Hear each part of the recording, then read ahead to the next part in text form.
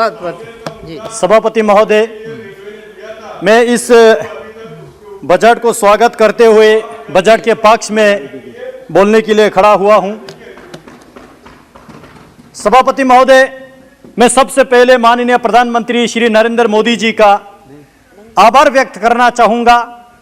माननीय finance minister Nirmala Sitharaman ji के द्वारा जो बजट इस सदन में प्रस्तुत किया, मैं कहूंगा वो एक ऐतिहासिक बजट है, क्योंकि हर साल बजट होते हैं, उसमें एक रूटीन बजट होते हैं और ज्यादातर बजट जो है चुनावी क्षेत्रों को ध्यान में रख के किया जाता है। लेकिन इस बार के बजट में आपको बता दूं, इस बजट में पहली बार बॉर्डर के एरिया तक जहां 7 घर रहते हैं, 2 घर रहते हैं, उन जनसंख्याओं को भी ध्यान में रखते हुए यह बजट ने पहली बार बॉर्डर को स्ट्रेंथन करने के बाद किया है। किसान, गरीब, मजदूर, स्वास्थ्य, शिक्षा, सभी चीजों को, मैं उन चीजों में नहीं चढ़ना चाहूंगा। मैं बॉर्डर क्षेत्र से आता हूं, लद्दाख, एलओसी, एलएसी, तिब्बत के साथ, चीन के साथ, पाकिस्तान के साथ जहां बॉर्डर लगते हैं, हमेशा एक तनाव रहते हैं और विपक्ष की ओर से हर वक्त मुद्दा रहता है कि बॉर्डर पे क्या है, बॉर्डर पे क्या है। तो मैंने सोचा थोड़ा बॉर्डर की कहानी बता दूं, इसलिए मैं पूरा बॉर्डर पे फोकस करके बताना चाहूंगा। मैडम स्पीकर, कांग्रेस के शासनकाल में पूरा बॉर्डर खाली करने का काम किया। नेहरू जी ने फॉरवर्ड पॉलिसी बताते रहा और बॉर्डर पे बैकवर्ड पॉलिसी का इंप्लीमेंट हुआ। हमारे बॉर्डर खाली होते गया, लोगों को सुविधा ही नहीं दिया, फैसिलिटीज तो छोड़िए, फंडामेंटल राइट तक नहीं दिया, शिक्षा नहीं दिया, स्वास्थ्य नहीं दिया, टेलीकम्युनिकेशन नहीं दिया, सड़क नहीं दिया। लेकिन आज पहली बार इस बजट में vibrant village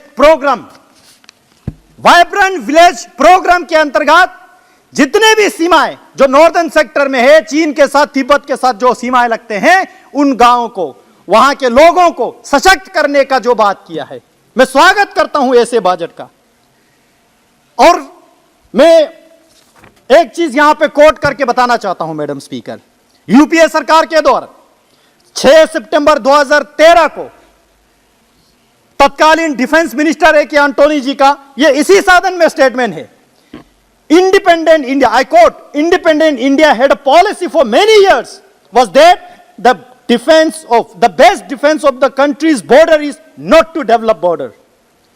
Undeveloped border are safer than developed border. So for many years there was no construction of airfields and roads, nothing along the border areas. By the time China continued to develop their infrastructure in the border areas, so as a result they have now gone ahead of us compared to infrastructure wise, capability wise in the border areas, they are ahead.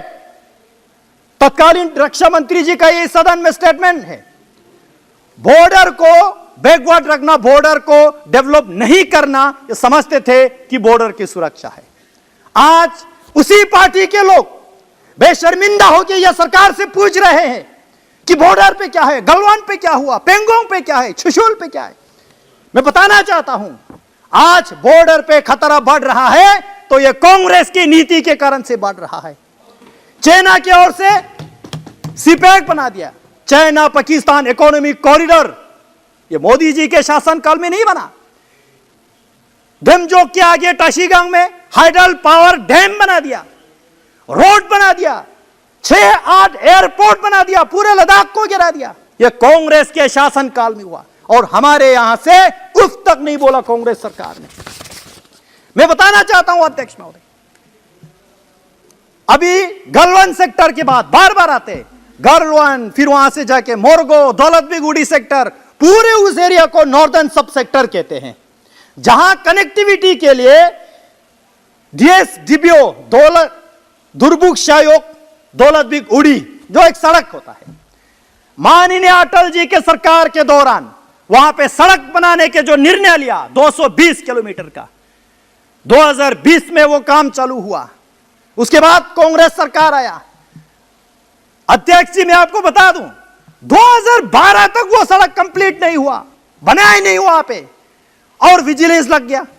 Vigilance में बताया कि वहां तो इतना दूर है, बर्फ है, पानी है, नहीं जा पाएंगे, आपको हेली की कराते हैं। तो विजिलेंस कमेटी को हेली में ले गया। मैं आपको बहुत इंटरेस्टिंग कहानी सुना रहा हूं। हेली में लेके गया, ऊपर से हेली से, हाँ भाई नीचे से सड़क है, हाँ अच्छा ब्लैक टॉप किया हुआ है, देखा, रिपोर्ट सबमिट किया, लेकिन उसमें यह बताया कि अच्छा ये बीच बीच में पानी आ रहा है तो ये रीअलाइनमेंट करके दोबारा बनाना पड़ेगा। तो ये जितने भी हजारों करोड़ है वो अध्यक्ष जी अभी तो शुरू किया है, अभी तो शुरू किया, अभी तो शुरू किया प्लीज। तो वो सड़क जो है रिपोर्ट में बता दिया कि अच्छा ये ब्लैक टॉप हुआ, बीच बीच में इसको रीअलाइनमेंट करना पड़ेगा। मैं आपको बता दूं अध्यक्ष महोदय, सड़क बने ही नहीं, नीचे ब्लैक टॉप के जगह कंबल बिछा दिया इन्होंने, कंबल बिछा दिया। आप यकीन करोगे, कंबल बिछा के वो आज भी, मैं वहां शयोक जाता हूं, दुर्बुक जाता हूं, टंग से जाता हूं, लोगों से मिलता हूं, वही लोग जो ग्राउंड की हकीकत कहानी मुझे बताते हैं, संसद जी ऐसा होता था। लेकिन आज 2014 में मोदी जी की सरकार आए, तब से उस काम में रफ्तार पकड़ा, नए सिरे से शुरू किया। 2017 तक दौलतबीगुड़ी सेक्टर तक 220 किलोमीटर का सड़क चकाचक बना दिया। 2019 में माननीय रक्षा मंत्री राजनाथ सिंह वहां जाके 500 मीटर के गलवन घाटी के सामने एक ब्रिज का इनॉग्रेशन होता है। यह बॉर्डर का इंफ्रास्ट्रक्चर नहीं है क्या? उस रोड के समेत 37 ब्रिजेस जो स्ट्रेटेजिकली बहुत इंपॉर्टेंट है। मैं बताना चाहता हूं यह हो रहा है बॉर्डर में। ये बार बार पूछ रहे हैं कि बॉर्डर में क्या होता है। PP-14 गलवन घाटी बार बार चर्चा में आते हैं। मैं बताना चाहता हूं गलवन घाटी बहुत बड़ा इलाका है। नेहरू जी के टाइम पे गलवन घाटी ऑलरेडी अक्साई चीन में जा चुके हैं। हमारे पास जो बचा है वो PP-14 गलवन के मुंह है। आज भी हम वहीं पे हैं जहां पे हम थे। 1 इंच नहीं गया, 1 इंच नहीं गया। मैं बताना चाहता हूं अध्यक्ष जी आपको, पूरे बॉर्डर क्षेत्र में लुकुंग से लेके स्पंगमिक, मनमेरा, खक्ता, छुशुल, जिन गांव का मैं नाम ले रहा हूं, पेंगोंग झील के सामने किनारे वाले हैं, सड़क ही नहीं थे। आज माननीय मोदी जी ने CRF के फंड से, PMGSY के फंड से वो सारा ब्लैक टॉप हो चुका है। ये हो रहा है बॉर्डर में। छुशुल जहां पे 1962 में रिजंगला वार बहुत एक प्रचलित है, बहुत फेमस है। उस छुशुल में आज 4G से ज्यादा स्पीड में टेलीकम्युनिकेशन वहां नेटवर्क चलता है। यह हो रहा है बॉर्डर पे। आज बॉर्डर इंफ्रास्ट्रक्चर डेवलप करके अपने सीमा सुरक्षा बढ़ा रहे हैं। छुशुल से और एक चीज मैं बताना चाहता हूं, वहां पे रिजंगला मेजर शतन सिंह जी के समेत 114 कुमाऊं के जवानों ने शहादत दी, बलिदान दिया 18 नवंबर 1962 में। कांग्रेस के तत्कालीन सरकार ने माना ही नहीं। बहुत दुख होता है ये बताते हुए, बहुत दुख होता है। वहां पे 18 नवंबर 1962 के सुबह युद्ध हुआ, हमारे 114 जवान शहीद हुआ। 4 महीने तक कांग्रेस ने उसका पूछताछ नहीं किया। मना की दिल्ली सरकार ने, कहीं भाग गया होगा, सरेंडर किया होगा, युद्ध का मैदान छोड़ दिया होगा। पूरा बर्फ पड़ा, विंटर में बर्फ में सारे हमारे वीर जवानों के लाशें ढक गया। धीरे धीरे बर्फ पिघलती गया। हमारे वहां जो भेड़ बकरी पश्मीना गोट चराने जाते थे उन लोगों ने दिया, अरे ये तो लाश है, ये तो हमारे फौजी का है। तब जाके पता चला हमारे भारतीय सेना ने 1 इंच तक नहीं गवाया। और वहां से the last man, Indian army का एक बहुत बड़ा स्लोगन आता है, जो अंतिम व्यक्ति अंतिम अम्युनिशन तक वहां पे जो लड़ाई किया, the last man last round, ये आज बहुत फेमस स्लोगन है। वहां जो लाश पड़े थे हमारे सेनाओं के, किसी के हाथ में बम, किसी के हाथ में बंदूक, किसी के हाथ में जो इंजेक्शन, जो मेडिकल असिस्टेंट थे, पूछा ही नहीं कांग्रेस ने इतने बेशर्मी से। आज 60 साल के बाद नरेंद्र मोदी जी के सरकार ने मेजर शतन सिंह के समेत 114 जवानों को अपने शौर्य गाथा लिखने का जो समय दिया, वहां पे वार मेमोरियल बना के इस बात उसका उद्घाटन। ये कांग्रेस पार्टी हमेशा भारतीय सेना पे संदेह करते रहता है, उंगली उठाते रहता है। मैं बताना चाहता हूं अध्यक्ष, वहां पूरा बॉर्डर समेत तुर्तुक इलाका, एक बहुत बड़ा इलाका 1971 में POK से लिबरेट होकर हिंदुस्तान के साथ जोड़ा। पूछा ही नहीं इन्होंने, पूछा ही नहीं। इस बार पहली बार माननीय मोदी जी के सरकार में हम यहां आजादी का अमृत महोत्सव, आजादी के 75वें साल मना रहे। तुर्तुक वालों ने इस बार 50वें साल मनाया।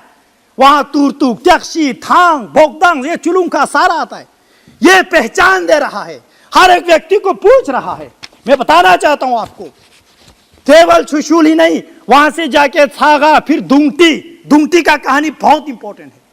वहां पे एक ब्रिज होता था, ककजुंग वैली, सैकड़ों किलोमीटर वहां पे हमारा पश्चर लैंड होता है, वहां पे हमारे नोमैड लोग जाता है। चाइना ने ऑब्जेक्शन किया, अपनी जमीन में से ब्रिज को हटा दिया कांग्रेस सरकार ने 2007 में। भाई ये कौन सा सुरक्षा है? आज मोदी जी के सरकार ने साहसिक कदम दिखा के वहां पे 25 करोड़ के ब्रिज बना रहा है। ये हो रहा है बॉर्डर पे। मैडम मैं जल्दी खत्म कर रहा हूँ, जल्दी खत्म कर रहा हूँ। 5-6 आदमी हमारे और बोलने वाले हैं। जी मैं जल्दी खत्म कर रहा हूँ। हाँ। आज इस सरकार ने इस वाइब्रेंट विलेज प्रोग्राम में ये सारा विकास दे रहा है। बॉर्डर एरिया में मैं आपको एक उत्तराखंड की कहानी बता दूं, वहां पे पिथौरागढ़ डिस्ट्रिक्ट में एक छोटा सा गांव है। मैडम स्पीकर, बस 2 मिनट में मैं कंक्लूड करूंगा। वहां पे पिथौरागढ़ में एक वहां पे एक मैं भूल गया, आपने डिस्टर्ब किया बीच में। एक छोटा सा गांव है, वहां से पूरा माइग्रेट हो गया खमलिंग। आज वहां पे दोबारा लोगों को बसाने के लिए टेलीकम्युनिकेशन सारा सुविधा देने की बात कर रहा है। इन्होंने पूरा अक्सर चिन्ह तो दे दिया। जब 370 यहां पे हट रहे थे, कांग्रेस पार्टी ने ऑब्जेक्शन किया। मैं सवाल खड़ा करना चाहता हूं, 370 के रहते हुए आपने कैलाश पर्वत के समेत मानसरोवर झील जो है चाइना को दे दिया। कैसे दिया भाई? 370 के रहते हुए आपने 370। और एक सवाल मैं पूछना चाहता हूं, 1962 से लेके 2019 के इलेक्शन तक कांग्रेस पार्टी ने अक्साई चीन को वापस भारत के साथ जोड़ने का एक बार भी मैनिफेस्टो में इन्होंने नहीं लाया। क्यों नहीं लाया? चीन से डरते हैं क्या? नेहरू जी के छवि खराब होने में डरते हैं क्या? या चीन से इतना प्यार है आपको? सुनो, आपको बॉर्डर पे सुनने में बहुत तरसते हैं ना, सुनो मैं बता रहा हूं आपको। अध्यक्ष जी, ऐसे बहुत सारे योजनाएं।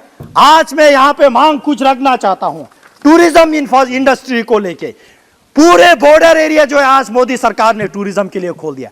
सियाचिन बेस कैंप तक मैंने खुद वहां पे ग्रुप लेके गया, टैक्सी थांग तक, द्रास की मुश्को वैली तक, हुंदरमान तक, डेमजोक, उमलिंग ला पास, हाईएस्ट मोटरेबल रोड तक।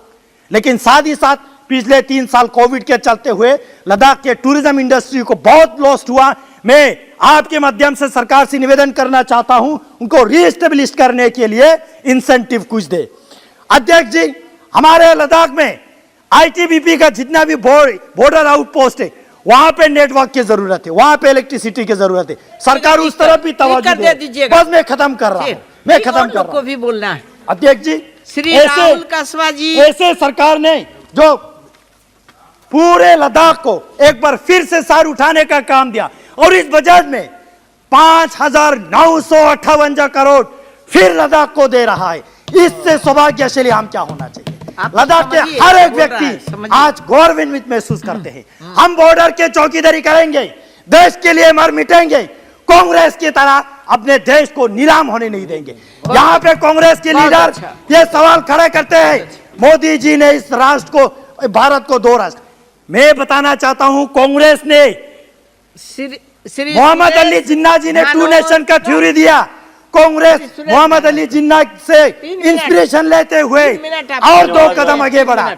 इसी भारत को उन्होंने 3 टुकड़े किया। बस लास्ट पॉइंट 3 टुकड़े किया। एक भारत जहां पे आज हम खड़े हैं, दूसरी भारत अक्साई चीन चाइना को हवाला कर दिया, तीसरी भारत पीओके पाकिस्तान को हवाला कर दिया।